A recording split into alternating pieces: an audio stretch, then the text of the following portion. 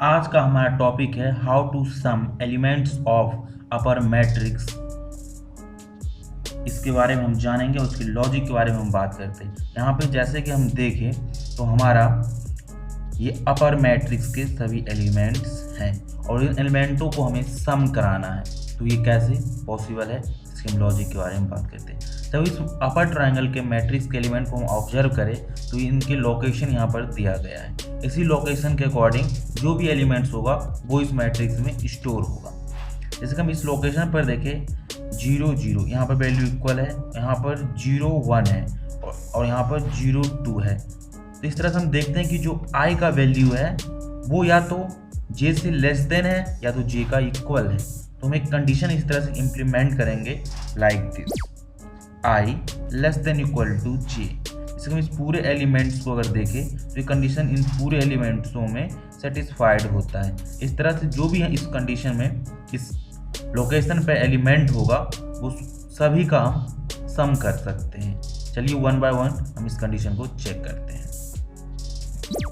जैसे कि यहाँ पर देखें इस फर्स्ट लोकेशन पे जो भी एलिमेंट स्टोर होगा इसके लिए 0 लेस देन इक्वल टू 0, ये कंडीशन ट्रू है क्योंकि 0 0 का इक्वल है। तो यहाँ पर होना क्या चाहिए, बेसिकली हम यहाँ पर एक कंडीशन लगाएंगे। अगर कंडीशन ट्रू है तो क्या होनी चाहिए, सम नाम का एक वेरिएबल लेंगे हम, उस वेरिएबल में इस लोकेशन पे जो भी वैल्यू होगा स्टोर उसमें इसमें सम करा देंगे अगर कंडीशन ट्रू है तो।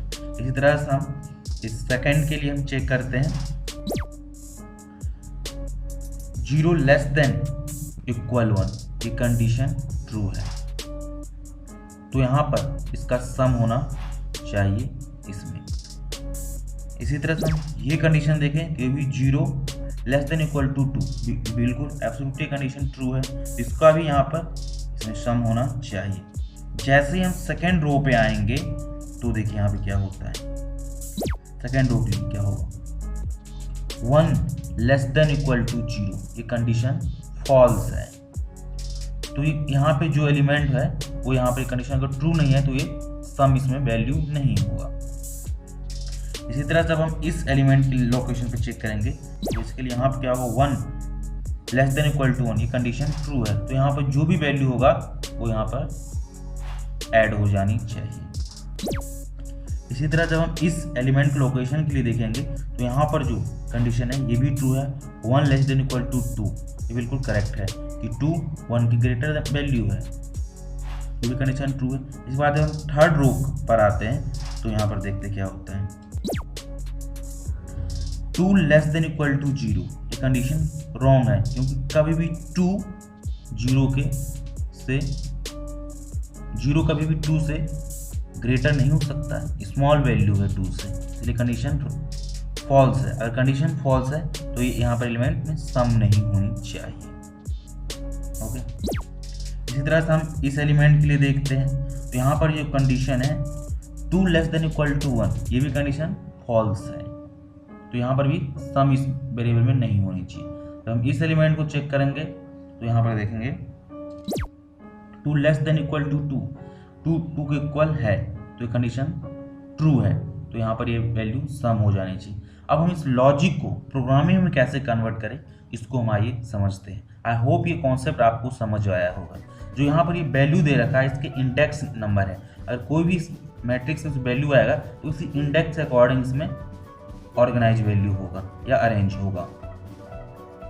का नेम टेस्ट है और यहाँ पर हमारा मेन मेथड हमने इम्प्लीमेंट किया था। यहाँ पर हमने एक मैट्रिक्स है जिसमें हम कुछ वैल्यू असाइन कर दिए हैं और बेसिकली हम इन अपर ट्रायंगल के जो भी वैल्यू उसे सम कराने के लिए एक वेरिएबल लेंगे, इसका हम नाम यहाँ पर देते हैं सम और इसमें वैल्यू इनिशियलाइज कर देते हैं 0 और हमें लूप चलाना होगा। इसके लिए हमें वेरिएबल लेना पड़ेगा, इसके लिए हम i एंड j लेते हैं।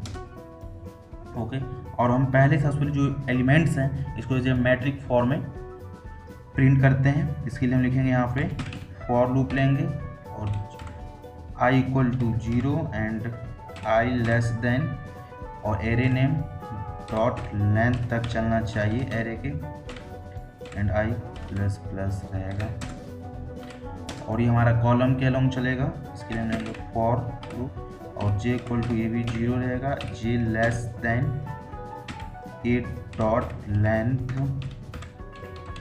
Semi colon J plus plus, okay. और यहाँ पे हम लिखते हैं system dot out dot print ln, okay. और यहाँ पर हम देते हैं ए ऑफ आई एंड जे, और हम चाहते हैं कि एलिमेंट के बीच में थोड़ा सा स्पेस रहे, इसके लिए हम यहाँ पर स्पेस दे देते हैं। और जैसे एक रो प्रिंट हो, सेकेंड रो एक न्यू लाइन हो, इसके लिए हम देंगे system dot out dot print ln, correct. और इस तरह से हम अपने जो भी इसमें वैल्यू स्टेट है एज ए मैट्रिक फॉर्म में रिफर के कारण ऐसा हो रहा है। ये रहा हमारा कोड, और अपने प्रोग्राम को कंपाइल करते हैं। तो इस तरह से हमारा मैट्रिक आ जाएगा। अब आते हैं हम अपने एक्चुअल प्रोग्रामिंग के कॉन्सेप्ट पे कि हमें करना क्या है, ओके। तो यहाँ पर हम सबसे पहले चाहते हैं इनके बीच में थोड़ा सा स्पेस आ जाए, मैट्रिक और सम के बीच में थोड़ा स्पेस हो, इसके लिए हम देते हैं system dot out dot print ln और double quote forward slash n semicolon. और हमें फिर भी अब हमें अपने एक्चुअल प्रोग्रामिंग का कोड कर रहे हैं, तो इसके लिए हमें सबसे पहले हमें रो के अलोंग भी ट्रेवर्स करना पड़ेगा और कॉलम के भी अलोंग ट्रेवर्स करना पड़ेगा। इसके लिए हम फिर यहाँ पे लूप चलाएंगे for i equal to 0 and i less than a dot length, एक साइड तक चलना चाहिए एंड i प्लस प्लस, ये हमें रो के अलोंग चलाएगा। और ये लूप हमें कॉलम के अलोंग ट्रेवर्स कराएगा, इसके लिए लिखते j equal to 0 and semicolon j less than a dot length semi colon j plus plus, okay. अब यहाँ पे हम अपना कंडीशन देते हैं। बेसिकली हमारा कंडीशन क्या था, इफ, और कंडीशन इज ट्रू। कंडीशन क्या था, a less than equal to j। अगर ये कंडीशन सेटिस्फाइड है या ट्रू है तो इसमें जो भी वैल्यू है वो स्टोर हो जाने किस में, सम वेरिएबल में। Sum equal to sum plus A of I and J, इस लोकेशन पे जो भी वैल्यू रहेगा वो वैल्यू आकर इस सम वेरिएबल में स्टोर हो जाएगा। इस तरह से वैल्यू स्टोर हो जाएगा और इसे हम लूप से पूरा लूप चलेगा और उसमें वैल्यू स्टोर हो जाएगा, और इसके हम इस लूप के बाहर आकर इसमें वैल्यू को प्रिंट करते हैं ऐसे, like system dot out dot print ln, और यहाँ पर हम देते हैं एक मैसेज दे देते हैं ऑफ मैट्रिक्स, राइट।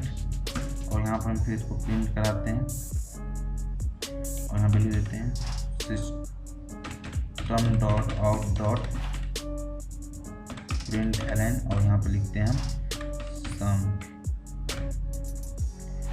और बेसिकली इसमें हुआ क्या है, और यहाँ पर हम सेमी कॉलन लगाएंगे और अपने प्रोग्राम को कंपाइल कराते हैं, और हमारा डिजायरेबल आउटपुट ये रहा, ठीक है।